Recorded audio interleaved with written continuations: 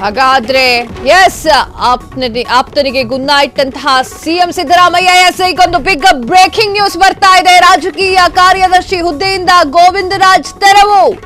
ರಾಜಕೀಯ ಕಾರ್ಯದರ್ಶಿ ಹುದ್ದೆಯಿಂದ ತೆಗೆದು ಹಾಕಿ ಆದೇಶವನ್ನು ಹೊರಡಿಸಿದ್ದಾರೆ. ಆರ್ಸಿಬಿ ಅಭಿಮಾನಿಗಳ ದುರಂತಕ್ಕೆ ರಾಜಕೀಯ ತಲೆದಂಡವೂ ಕೂಡ ಆಗಿದೆ. ಅಧಿಕಾರಿಗಳ ತಲೆದಂಡ ಆಯಿತು, ಈಗ ರಾಜಕೀಯ ತಲೆದಂಡವೂ ಕೂಡ ಆಗಿದೆ. ಆಪ್ತನಿಗೆ ಗುನ್ನಾಯಿಟ್ಟಂತಹ ಸಿಎಂ ಸಿದ್ದರಾಮಯ್ಯ. ರಾಜಕೀಯ ಕಾರ್ಯದರ್ಶಿ ಹುದ್ದೆಯಿಂದ ಗೋವಿಂದರಾಜ್ ತೆರವು. ರಾಜಕೀಯ ಕಾರ್ಯದರ್ಶಿ ಹುದ್ದೆಯಿಂದ ತೆಗೆದುಹಾಕಿ ಎನ್ನುವಂತಹ ಆದೇಶ ಕೂಡ ಕೊಟ್ಟಿದ್ದಾರೆ.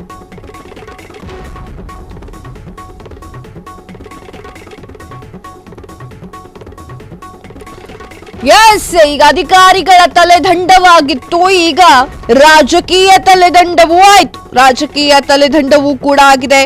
ರಾಜಕೀಯ ಕಾರ್ಯದರ್ಶಿ ಗೋವಿಂದರಾಜ್ ಅವರನ್ನ ಈಗ ಅಮಾನತು ಮಾಡಲಾಗಿದೆ. ಆರ್ಸಿಬಿ ಅಭಿಮಾನಿಗಳ ದುರಂತಕ್ಕೆ ರಾಜಕೀಯ ತಲೆದಂಡವೂ ಕೂಡ ಆಗಿದೆ. ರಾಜಕೀಯ ತಲೆದಂಡವು ಈಗ ಅಂತ್ಯವಾಗಿದೆ ಅಂತ ಅನ್ಸುತ್ತೆ. ಸಿಎಂ ಸಿದ್ದರಾಮಯ್ಯ ಆಪ್ತನಿಗೆ ಗಟ್ಟಿಯಾಗಿ ಗುನ್ನವನ್ನ ಇಟ್ಟಿದ್ದಾರೆ. ಇದನ್ನ ರಾಜ್ಯ ಸರ್ಕಾರವೂ ಹೊಣೆ ಹೊತ್ಕೊಳ್ಳಿಕ್ಕೆ ರೆಡಿ ಇಲ್ಲ. ಆರ್ಸಿಬಿ ಅಭಿಮಾನಿಗಳ ಆ ಒಂದು ಸಾವನ್ನ ಕ್ರಿಕೆಟ್ ಏನು ಸಂಸ್ಥೆ ಇದೆ ಅದು ಕೂಡ ಹೊತ್ಕೊಳ್ಳೋಕೆ ಸಾಧ್ಯವಾಗ್ತಾ ಇಲ್ಲ. ಇದರ ಮಧ್ಯದಲ್ಲಿ ಹಲವಾರು ಅಧಿಕಾರಿಗಳ ತಲೆದಂಡವಾಗಿದೆ.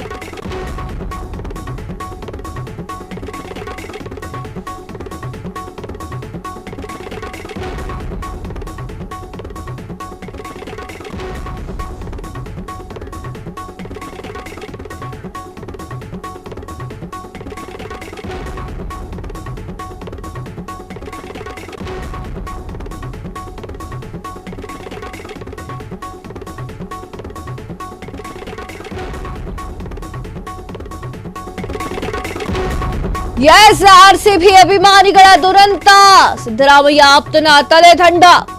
ಕರ್ನಾಟಕ ಒಲಿಂಪಿಕ್ ಅಸೋಸಿಯೇಷನ್ ಅಧ್ಯಕ್ಷರಾಗಿರುವಂತಹ ಗೋವಿಂದರಾಜ್ ಆರ್ಸಿಬಿ ಆಟಗಾರರಿಗೆ ಸನ್ಮಾನ ಕಾರ್ಯಕ್ರಮಕ್ಕೆ ಒತ್ತಡ ಹೇರಿದ ಆರೋಪ.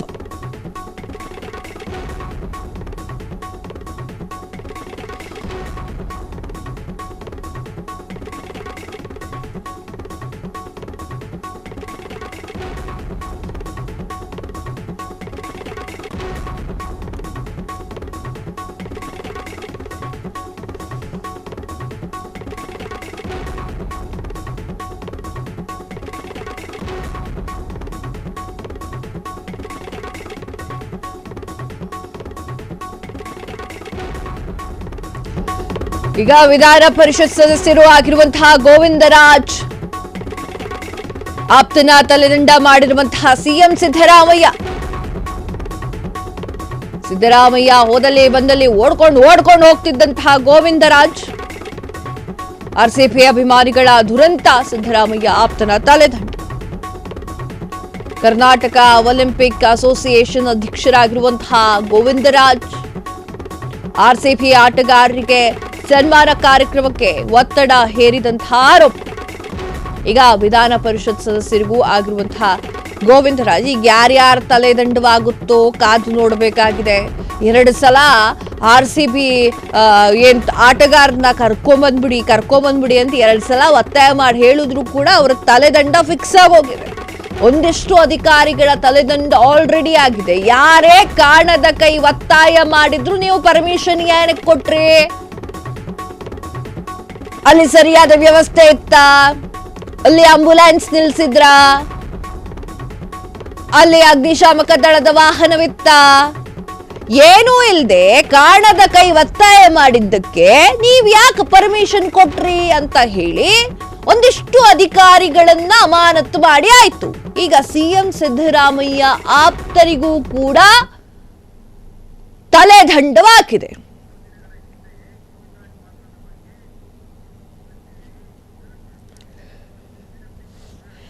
ಮೂರು ದಿನಗಳ ಹಿಂದೆಯೇ ಗೋವಿಂದರಾಜು ವಿಚಾರವಾಗಿ ಫ್ರೀಡಂ ಟಿವಿಯಲ್ಲಿ ಆಲ್ರೆಡಿ ಪೋಸ್ಟರ್ ಗಳನ್ನ ಹಾಕಿದ್ವಿ. ನೀವು ಸ್ಕ್ರೀನ್ ಮೇಲೆ ಅದನ್ನೇ ನೋಡ್ತಾ ಇರೋದು. ಅವರ ಈ ಒಂದು ಅಡ್ವೈಸ್ ಗಳು ಮುಳುವಾಗುತ್ತಾ ಎನ್ನುವಂತಹ ವಿಚಾರವನ್ನ ಫ್ರೀಡಂ ಟಿವಿ ಸಾರ್ವಜನಿಕರ ಮುಂದೆ, ಜನಸಾಮಾನ್ಯರ ಶಕ್ತಿಯಾಗಿ ಸಾರ್ವಜನಿಕರ ಮುಂದೆ ಮೊದಲೇ ತಂದಿತ್ತು ಪೋಸ್ಟರ್ ಅನ್ನ. ನೋಡ್ತಾ ಇದ್ದೀರಾ ನೀವು. ಗೋವಿಂದರಾಜು ಅವರ ಅಡ್ವೈಸ್ ರಾಂಗ್ ಆಯ್ತಾ, ಮುಳುವಾಯ್ತಾ ಎನ್ನುವಂತಹ ಪ್ರಶ್ನೆಯನ್ನ ಫ್ರೀಡಂ ಟಿವಿ ಮೊದಲೇ ಕೇಳಿತ್ತು. ಈಗ ಫ್ರೀಡಂ ಟಿವಿ ಹೇಳಿರೋ ತರಾನೇ ರಾಜಕೀಯದಲ್ಲಿ ದೊಡ್ಡ ಬೆಳವಣಿಗೆ ಆಗಿದೆ. ಗೋವಿಂದರಾಜು ಅವರ ಆ ಒಂದು ಅಡ್ವೈಸ್ ಮುಳುವಾಗಿದೆ, ಅವರ ತಲೆದಂಡವಾಗಿದೆ, ರಾಜಕೀಯ ತಲೆದಂಡವೂ ಆಯ್ತು. ಅದಕ್ಕೆ ಏನೋ ಒಂದು ಅಡ್ವೈಸ್ ಹೇಳಬೇಕಾದ್ರೆ ದೊಡ್ಡ ವ್ಯಕ್ತಿಗೆ, ಸಿಎಂ ಡಿ.ಸಿ.ಎಂ ಯಾರಿಗಾದ್ರೂ ಹೇಳಬೇಕಾದ್ರೆ ಸ್ವಲ್ಪ ಯೋಚನೆ ಮಾಡಿ ಹೇಳಬೇಕು. ಗೋವಿಂದರಾಜು ಅವರ ತಲೆದಂಡವೂ ಕೂಡ ಆಗಿದೆ. ಸಿದ್ದರಾಮಯ್ಯ ಅವರ ಅತ್ಯಾಪ್ತರು ಗೋವಿಂದರಾಜು. ಸಿದ್ದರಾಮಯ್ಯ ಅವರು ಎಲ್ಲಿ ಹೋಗ್ತಿದ್ರು ಅಲ್ಲಿಗೆ ಹೋಗ್ತಿದ್ರು, ಸಿದ್ದರಾಮಯ್ಯನ ಹಿಂದೆ ಓಡೋಡೋಗ್ತಿದ್ರು. ಅಷ್ಟು ಅಭಿಮಾನ, ಪ್ರೀತಿ, ಆಪ್ತತೆಯನ್ನ ಹೊಂದಿರುವಂತಹ ಗೋವಿಂದರಾಜು ಅವರ ಈ ಒಂದು ತಲೆದಂಡವೂ ಆಗಿದೆ. ಆಸ್ ಎ ಫ್ರೀಡಂ ಟಿವಿ ಆಗಲೇ ಹೇಳಿತ್ತು, 3 ದಿನಗಳ ಹಿಂದೆಯೇ ಹೇಳಿತ್ತು. ಗೋವಿಂದರಾಜು ಅವರ ರಾಂಗ್ ಅಡ್ವೈಸ್ ಮುಳುವಾಗುತ್ತಾ ಎನ್ನುವಂಥದ್ದು ಫ್ರೀಡಂ ಟಿವಿ ಮೊದಲೇ ಹೇಳಿತ್ತು. ಫ್ರೀಡಂ ಟಿವಿ ಲೆಕ್ಕಾಚಾರವ ಹಾಕಿ ಜನಸಾಮಾನ್ಯರ ಶಕ್ತಿಯಾಗಿರುವಂತಹ ಫ್ರೀಡಂ ಟಿವಿ ಮೊದಲೇ ಸುಳಿವನ್ನ ಕೊಟ್ಟಿತ್ತು.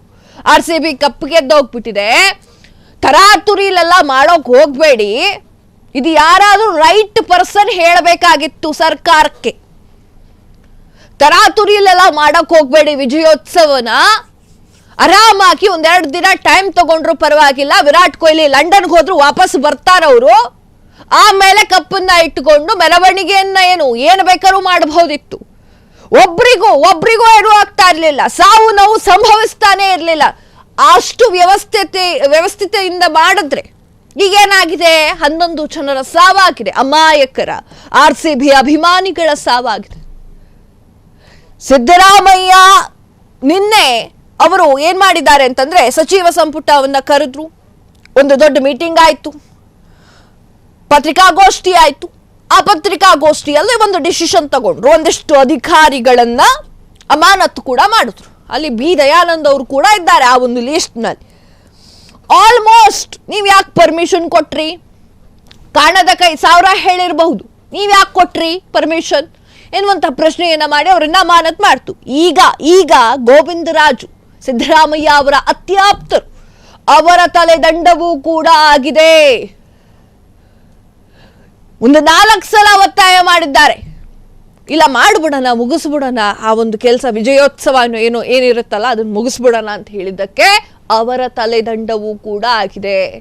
ಅದಕ್ಕೆ ಸಿಎಂ ಡಿ.ಸಿ.ಎಂ ಅವರಿಗೆಲ್ಲ ಅಡ್ವೈಸ್ ಮಾಡಬೇಕು ಅಂತಂದ್ರೆ ನಮ್ಮ ಮನದ ತುಮುಲವನ್ನ ಹೇಳೋದಲ್ಲ, ಕರೆಕ್ಟ್ ಸಿಚುವೇಶನ್ ಏನು ಅನ್ನೋದನ್ನು ನೋಡಿ ಹೇಳಬೇಕು. ಸೊ ಆ ಒಂದು ನಿಟ್ಟಿನಲ್ಲಿ ಅವರ ತಲೆದಂಡವೂ ಆಗಿದೆ. ಈಗ ಹೇಮಂತ್ ನಿಂಬಾಳ್ಕರ್ ಅವರ ತಲೆದಂಡವೂ ಕೂಡ ಆಗಿದೆ. ಎಲ್ರಿಗೂ ಕೂಡ ಗುನ್ನ ಬಿದ್ದಿದೆ, ಯಾರು ಏನೂ ಆಗಲ್ಲ ಅಂತ ಹೇಳಿ ಅಸಡ್ಡೆತನವನ್ನ ತೋರಿ ವಿಜಯೋತ್ಸವವನ್ನ ಪ್ಲಾನ್ ಮಾಡಿದ್ರು, ಅಷ್ಟರ ತಲೆದಂಡವೂ ಕೂಡ ಈಗ ಆಗ್ತಾ ಇದೆ.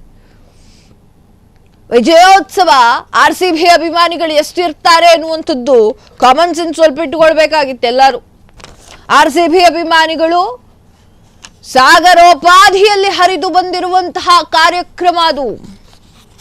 ಸಾಗರೋಪಾದಿಯಲ್ಲಿ ಜನರು ಉಪಸ್ಥಿತಿಯನ್ನ ಹೊಂದಿರುವಂತಹ ಕಾರ್ಯಕ್ರಮ ಅದು. ಇರುವೆ ಸಾಲ್ ಹಚ್ಚದಂಗಿತ್ತು RCB ಕೆಂಪು ಬಣ್ಣದ್ದು.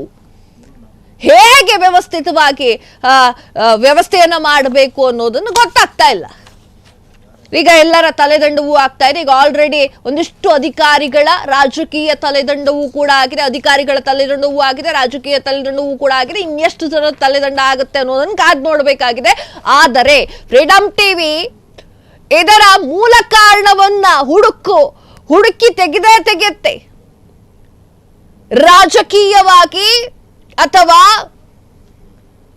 ಮತ್ಯಾವುದೋ ರೀತಿಯೋ ಯಾಕಾಗಿ ಈ ವಿಜಯೋತ್ಸವ ತರಾತುರಿಯಲ್ಲಿ ಮಾಡಬೇಕಾಯ್ತು, ಎಲ್ಲಿ ಮಿಸ್ ಆಯ್ತು ಅನ್ನೋದ್ರ ಬಗ್ಗೆ ಫ್ರೀಡಂ ಟಿವಿ ಮಾಹಿತಿಯನ್ನ ಕೊಡುತ್ತೆ.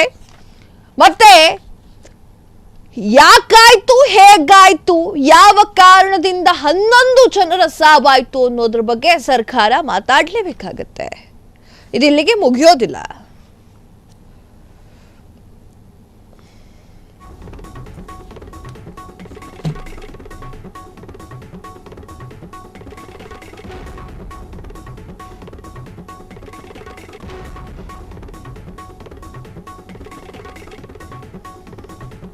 ಕ್ಷಣ ಕ್ಷಣದ ಸುದ್ದಿಗಳಿಗಾಗಿ ಫ್ರೀಡಂ ಟಿವಿ ಸಬ್ಸ್ಕ್ರೈಬ್ ಮಾಡಿ, ಲೈಕ್ ಮಾಡಿ ಹಾಗೂ ಫಾಲೋ ಮಾಡಿ.